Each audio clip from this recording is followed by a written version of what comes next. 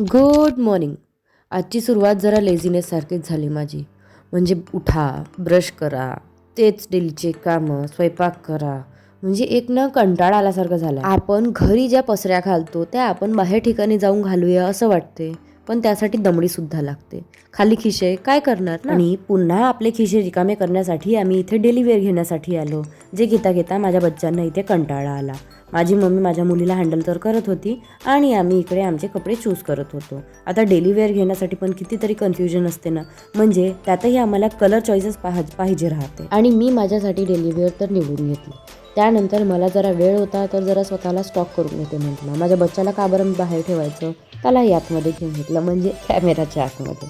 आणि सायंकाळला घरी आल्यानंतर तेच आमचं घिचीपिटी काम, म्हणजेच आपल्या ज्वेलरीच्या ऑर्डरसाठी बसलं. तर ते सगळं केलं आणि त्यानंतर माझ्या मम्मीला म्हटलं की मम्मी आता तू आहे म्हणून मला एवढी हेल्प होऊन राहिलेली आहे. जर मी एकटी करत बसले असते तर मी एवढे 16 ते 17 ऑर्डर्स कधीच कंप्लीट करू शकले नसते. माझी मुलगीही त्यामध्ये मला हेल्प करू लागते.